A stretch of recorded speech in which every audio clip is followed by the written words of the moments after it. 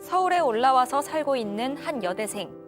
부모님은 오래전 이혼하셨지만 환경미화원으로 검소하고 성실하게 살아온 아버지의 지원을 받으면서 대학에 진학해 평범한 일상을 보내고 있었습니다. 그런데 어느 날 이 아버지의 명의로 채무 독촉장이 날아오면서 이런 일상에 금이 가기 시작했습니다. 유흥주점에서 결제한 내역과 빚만 남기고 감쪽같이 사라진 아버지, 그리고 그런 아버지를 찾아 나선 딸. 그녀는 감당하기 어려운 진실에 다가서기 시작합니다. 오늘 사건연구소는 살인도 모자라 3도 훔친 동료의 이야기를 파헤쳐봅니다. 자, 지금 이자연 기자 얘기를 들어보니까 아버지가 환경미화원이세요. 근데 환경미화원으로 일하던 아버지가 딸한테 상당한 액수의 빚만 남기고 감쪽같이 자취를 감췄다. 하하, 이게 어떻게 된 일입니까? 일단 이 아버지는 당시 59살이었는데요. 이 전주 완산구청 소속의 환경미화원이었습니다. 이 남성은 1999년에 이혼한 후에 혼자 살고 있는 상황이었습니다. 그런데 이 서울에 거주하고 있는 대학생 딸이 있었는데요. 이 딸 앞으로 2018년 3월에 이 채무 독촉장이 날아온 겁니다. 채무자는 아버지였고요. 이 환경미화원은 그런데 이 무기계약직 공무원이잖아요. 넉넉하진 않더라도 혼자 살기에는 무리가 없는 정도의 수입이 있었고 또 안정적인 직업입니다. 또 이 아버지의 성격상 큰 돈을 한 번에 쓸 일도 딱히 없었다고 합니다. 이 때문에 이 딸이 뭔가 수상하다라는 생각을 하고 이 아버지를 찾아서 전주로 내려갑니다. 그런데 이 아버지가 살던 원룸 앞에 채무 독촉장이 쌓여 있었고 또 신용카드 내역이 있어서 뜯어보니까요. 한 달 전에 유흥주점에서 200만 원을 결제한 내역 이런 것들이 나온 겁니다. 하지만 이 아버지의 원룸에 사람이 오간 흔적은 없었습니다.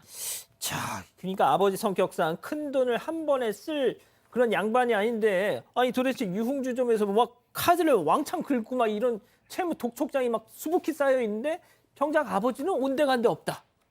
그렇죠. 딸은 이제 일단 확인을 해야 될 것 같으니까 근처에 이제 고모는 사셨던 모양입니다. 고모를 찾아왔더니 그렇지 않아도 고모도 뭐 남매지간이잖아요, 아버지랑. 근데 아버지, 니네 아버지 어디 가는지 본 적이 없다라고 했다라는 거예요. 근데 말씀하신 것처럼 가족들 전부 아듯이 일반적인 우리네 그냥 흔한 아버지의 모습이에요. 집에서 혼자 막걸리에 그냥 소박한 안주 정도 드시고 아하. 딸한테는 용돈 꼬박꼬박 붙이지만 자기 위해서는 큰 돈 쓰기 어려워하는 그런 가장이었는데 갑자기 그 아버지가 유흥업소를 갔다고? 이건 믿을 수가 없다라고 해서 결국 딸이 경찰에 아버지의 실종 신고를 하기에 이르릅니다. 자, 그렇습니다. 들으신 것처럼 딸 입장에서는 아, 이거는 경찰한테 알릴 수밖에 없다 그래서 실종됐습니다. 실종됐다고 이제 신고를 했는데 여기서 정말 또 반전입니다. 경찰이 이미 알고 있었다는 거잖아요. 그렇습니다. 2018년도에 딸이 이제 아버지가 실종됐다고 신고를 했는데 신고하러 갔더니 경찰이 알고 있었어요. 내용이 뭐냐 했더니 2017년 12월 말경에 그 실종된 남성의 아버지, 그러니까 그 딸의 할아버지죠. 할아버지가 하는 말이 아들이 연락이 안 돼서 신고를 했다고 신고를 했습니다. 그래서 경찰에서는 일단은 그 신고 왔기 때문에 확인을 해봤어요. 해봤더니 남성이 직장의 질병으로 취직계를 냈다는 거예요. 취직계를 낸 사실을 확인했는데 경찰에서 볼 때는 남성이 나이도 있고 또 그리고 거주지도 일정하고 또 직업도 확실하기 때문에 몸이 좀 아파서 요양원에 갖고 라 생각을 해가지고 그러면 실종이 아니지 않습니까? 근데 어른 성인 같은 경우는 가출을 하거든요. 가출을 접수를 받아 가출 신고를 받아줬어요. 그러는데 얼마 후에 왜 남성이 전화가 왔습니다. 예. 무슨 말이냐면 제가 그 가출 신고 받은 남성인데요. 제가 가출 신고 됐다면서요. 별일 없습니다. 그리고 제가 잠시 후에 가족한테 연락을 할게요라고 연락이 왔으니까 경찰이 볼 때는 별거 아닌 거지 않습니까? 그때 그렇게 받았었는데 조만간 연락을 한다고 했는데 연락을 안 하고 오히려 가족이 남성을 찾고 있으니까 아마 경찰에서는 이 초기 쉽게 얘기해서 육강이 발동한 겁니다. 아, 여기 이상하다. 왜 가출을 했는데 가족들은 모르고 또 연락한다는데 안 한다? 이상하네? 해가지고 경찰이 그때서야 수사에 들어가서 내살하기 시작한 거죠. 야, 다시 한번 정리를 하면 가족들은 연락이 안 닿습니다. 그래서 실종 신고를 했더니 정작 그 찾는 아버지는 경찰에는 나 여기 잘 있고 조만간 저희 가족들한테도 연락할 테니까 경찰 걱정하지 마세요. 야, 이거 뭔가 좀 예, 경찰에서는 이제 이란 사실을 확인하고 주변을 탐문 수사를 한 결과 예. 이 사라진 남성 그 주위에 아주 가깝게 지내던 50세 동료 환경미화원이 있다는 사실을 확인하게 됩니다. 음흠. 그래서 이 그 사람에 대해서 조사를 해보니까 아주 좀 수상한 지점이 두 군데가 나오는데, 첫째, 실종된 남성이요, 바로 이 동료 환경미화원에게 집으로 택배를 보낸 흔적이 있다라고 하는 점. 또 하나는 바로 이 동료인 이 씨가 실종된 남성의 신용카드를 여러 번 사용한 내역이 나왔다는 거죠. 그렇다면 경찰은 판단컨대 이 씨가 남성의 명의를 도용했거나 최소한 실종된 이 남성의 행방을 알고 있을 가능성이 있다라고 판단을 해서 경찰에 출두를 요구합니다. 그랬더니 실제로 그 출석을 하고 난 이후에 그 출석 요구에 이거 단 그 실종된 남성한테 연락해서 허락받은 일이니까 왜 나 의심을 하느냐. 내가 거래 내역, 소명 자료 다 제출할 테니까 걱정하지 마라. 이렇게 허세를 부리다가 잠적을 해버렸거든요. 좀 이상한 냄새가 나지 않습니까? 예. 그래서 이제 경찰은 이 사람에 대해서 추적을 시작합니다.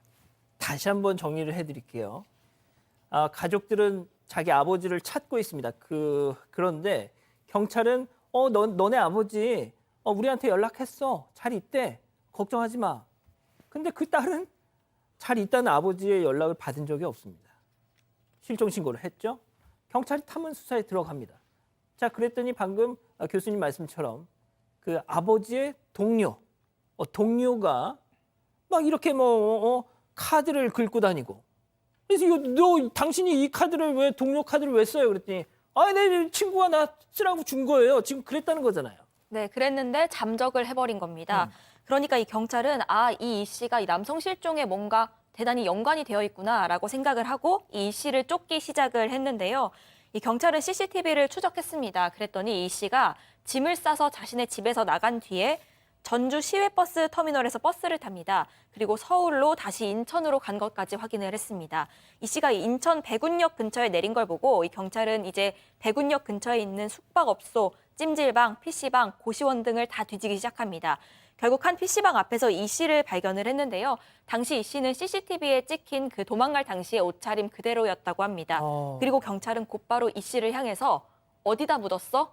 라고 묻습니다. 아이고야 세상에. 경찰이 딱 잡자마자 너 어디다 묻었어? 라고 말했다는 겁니다. 그러니까 이거는 경찰이 감을 잡았다는 거죠. 살해하고 어디다 유기를 했다. 자, 경찰에 붙잡힌 이 씨의 모습, 그 동료 이 씨의 모습 잠깐 보고 가시죠.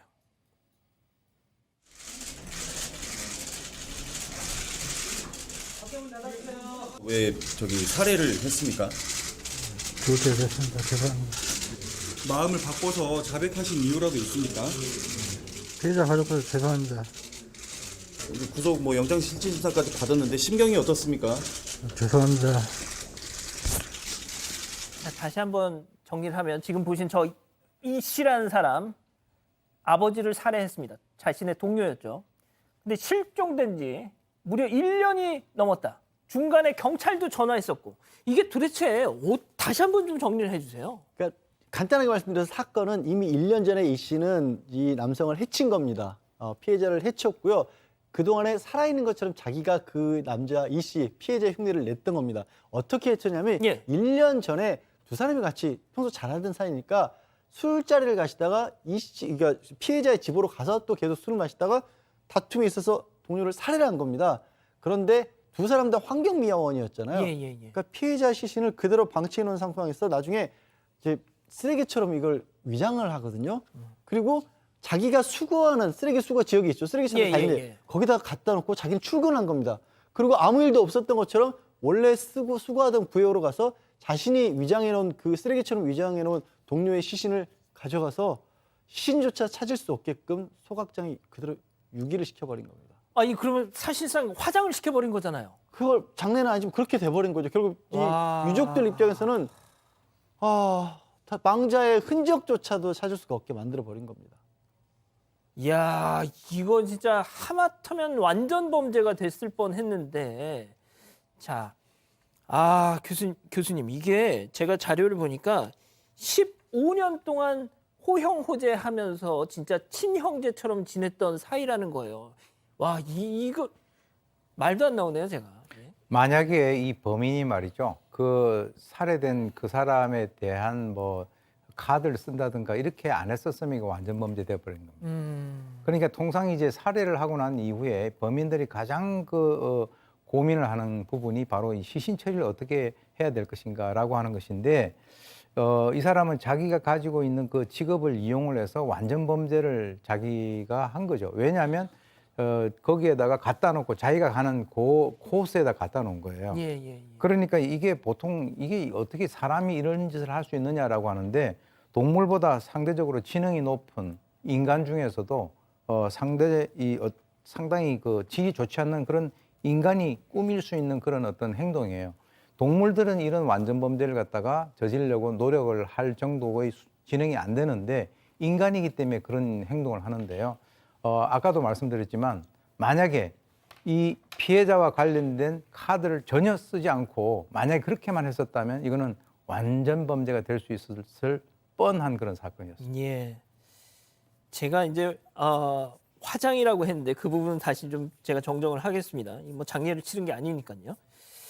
자, 그런데 이게 팀장님, 제가 좀 아직도 이해가 안 가는 것이 그러니까 아버지 인양 행세를 했다는 건데 뭐가 됐든 가족들은 1년 동안 나중에 뭐 실종 신고를 하긴 했습니다만 1년 동안 아버지가 돌아가신 줄 몰랐던 거잖아요. 그러니까 이게 문제가 있는 게 뭐냐면 아까 그 앵커께서도 잠깐 말씀하셨지만은 2003년부터 15년까지 단짝했단 말이에요. 그러니까 속속들이 집안 사정을 아는 거죠. 그리고 그 사망하신 환경미원하고 이 가해자하고는 사실 이혼해가지고 주변에 친인척이 없던 거예요. 가족도 왕래를 안 하고. 그러니까 본인이 그 사망하신 분의 인적 사항을 도용할 수가 있었던 거죠. 아하. 도용을 했는데 또 동료들하고도 거래 주로 이제 친밀하지 않고 대인 관계가 없다 보니까 서로 왕래가 없었어요. 그러니까 솔직히 없다 하더라도 그런가 보다 했는데 이게 1년 동안 그 가족하고 금융기관을 속일 수 있는 이유가 있었습니다. 내용이 뭐냐면 이 사람을 살해한 다음에 그 살해 당한 분의 행세를 하면서 한 달간의 병가를 냈습니다. 예. 그러니까 병가를 내니까 받아줬겠죠.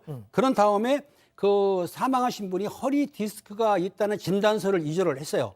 진단서를 위조해가지고 그거를 구청에다가 팩스를 보낸 겁니다. 그런데 그걸 담당자가 받아보니까는 허리 디스크소 해가지고 시작한다고 하는데 그러면은 직접 와서 휴직기를 내야 되는지도 불구하고 허리가 아프니까 이 거동을 못하는구나 싶어서 설마 살해했다고 생각을 못하니까 그대로 받아주니까 휴직 처리가 됐기 때문에 이분은 이제 안 나오는 거죠. 그러니까 주변 동료들이 의심할 이유도 없고 가족도 연락 안 되니까 모르고 그러니까 본인이 완벽하게 신변을 위장해가지고 이 사람으로 사는 거죠. 이렇게 범인을 위장했기 때문에 아까 교수님 말씀하신 대로 요게 만약에 카드를 안 쓴다든가 조금 조심했으면은 좀 미제 사건이 됐을 수도 있었어요. 이야, 이 기자 진짜 소름 돋네요. 이거 알면 알수록. 네, 맞습니다. 이런 식으로 가족까지 속인 건데요. 이 씨는 이 남성이랑 친하게 지냈기 때문에 이 딸이 있다는 사실도 이미 알고 있고 이 딸에게 간간히 용돈을 보낸다는 것도 이미 다 알고 있었습니다. 그래서 의심을 피하기 위해서 이 딸한테 3차례에 걸쳐서 60만 원씩 용돈도 보냅니다. 그리고 대학 등록금까지 냈는데요. 심지어는 딸에게 보내고 나서 용돈 보냈다, 아껴 써라 이런 문자를 세상에. 보내기도 하고요. 아빠는 잘 지내고 있다 이런 안부 문자까지 보냅니다. 심지어는 대담하게도 이 딸에게 내가 연말정산을 해야 되는데 통장 비밀번호를 잊어버렸네 라면서 이 통장과 카드 비밀번호를 알아내기까지 합니다. 야. 그리고 이 정보를 이용해서 대출까지 받은 겁니다. 세상에, 대출. 자, 팀장님. 작정하고 돈을 목적으로 뭐 범행을 한 것 같은데 붙잡히고 나서 뭐라고 했습니까? 이 사람이 지금 채무관계로 살해한 건 맞는데 뭐라고 했냐면 술을 마시다가 그 피의자가 가발을 썼나 봐요. 가발을 벗기니까 시비가 붙었고 홧김에 우발적으로 뭐 살해했다고 주장하는데 이건 절대 거짓말이죠. 예. 채무관계도 있고 계획적으로 살해했고 신분을 위장해 살았지 않습니까? 그러니까 이 말은 자기의 변명일 뿐이지 경찰이나 법원에 절대로 이 말은 인정을 안 할 것입니다. 양 변호사님, 어떤 죄값을 받았습니까? 검찰에서는 사형 구형했고요. 1심에서는 무기징역 선고를 했고 그게 대법원까지 가서 확정이 됐습니다. 사람의 목숨을 결국 돈 때문에 해쳤고 그 이후의 행적도 법원이나 검찰에서도 도저히 용서할 수 있을 만한 여지를 하나도 못 찾은 거죠. 예. 자, 교수님. 지금 우리 가족 여러분들이 너무 이 끔찍한 15년 동안 호영호재하던 동료를 이렇게 살해한 거에 대해서 자, 이게 2017년 사건인데 어떻게 저 때는 또 신상 공개가 안 됐을까? 이런 말씀도 하시면서 아무튼 좀 정리를 해 주시죠. 예. 그 인간이 어디까지 악랄해질 수 있는가라고 하는 것을 잘 보여주는 그런 대표적인 사건인데요. 뭐 이런 것들을 보게 되면 사실 가까운 사람, 가깝기 때문에 자신의 모든 것들을 다 아는 사람이 이 방향성을 다르게 하면은 엄청난 그 적으로 다가올 수 있다라고 하는 사실에 대해서 우리가 사실은 사람들을 믿어야 되죠. 그런데 이런 사건들을 보게 되면 아, 정말 나에 있는 모든 것들을 주위에 있는 사람들에게 함부로 얘기를 갖다 하면 안 되겠다. 왜? 자기 딸에게도 그 용돈을 보내면서 문자까지 보냈지 않습니까? 정말 이걸 보게 되면 이런 짓은 동물들은 절대 하지 않습니다. 예. 그래서 보통 보면 금수만도 못하다라고 얘기하는데 동물들은 이런 짓을 안 해요. 근데 사람은 이런 짓을 합니다. 알겠습니다. 아직 안 끝났습니다. 이거 눌러주세요.